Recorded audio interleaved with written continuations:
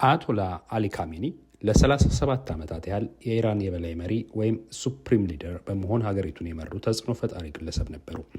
እንደ አውሮፓውያን አቆጣጠር በ1939 የተወለዱት ካሜኒ በ1979 የኢራን አብዮት ወቅት ቁልፍ ተሳታፊ የነበሩ ሲሆን ከ1981 እስከ 1989 ደግሞ የኢራን ፕሬዝዳንት ሆነው አገልግለዋል።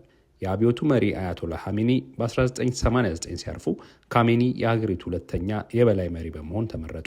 በስልጣን ዘመናቸውም የኢራን ጦር ኃይል የውጭ ግንኙነትና ሃይማኖታዊ ጉዳዮች ላይ ፍጹም የበላይነት ነበራቸው። ከምዕራባውያን በተለይም ከአሜሪካና ከእስራኤል ጋር በነበራቸው ጠንካራ ተቃውሞ የሚታወቁት ካሜኒ በቅርብ ዓመታት ውስጥ በሀገሪቱ በተነሱ የፖለቲካ ተቃውሞችና በኢኮኖሚ ቀውስ ውስጥ አልፈዋል።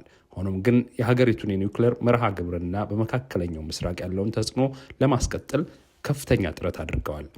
የአሊ ካሜኒ ህልፈት የአሊ ካሜኒ የረጅም ዘመን አገዛዝ ያበቃው በዛሬው ዕለት የካቲት 21 2018 ወይም ፌብሩዋሪ 28 2026 ነው። እንደ ዓለም አቀፍ የዜና ምንጮች ዘገባ ካሜኒ የሞቱት አሜሪካና እስራኤል በኢራን መዲና ቴህራን ላይ በሰነዘሩት የተቀናጀ የሚሳኤል ጥቃት ነው። ጥቃቱ በቴህራን የሚገኘውን የመሪውን መኖሪያ ግቢ ኢላማ ያደረገ ሲሆን የ86 ዓመቱ መሪ በዚህ ጥቃት ህይወታቸው ማለፉን የኢራን መንግስታዊ ሚዲያዎች አረጋግጠዋል። ይህ ክስተት በመካከለኛው ምስራቅ ትልቅ የፖለቲካ ለውጥ ሊያመጣ እንደሚችል እየተገመተ ይገኛል። የካሜኒ ሞት በኢራን ውስጥ ለዓመታት የቆየውን የሃይማኖታዊ አገዛዝ መዋቅር አደጋ ላይ የጣለ ሲሆን ቀጣዩ መሪ ማን ይሆናል የሚለው ጥያቄ በዓለም አቀፍ ደረጃ ከፍተኛ ትኩረትን ስቧል።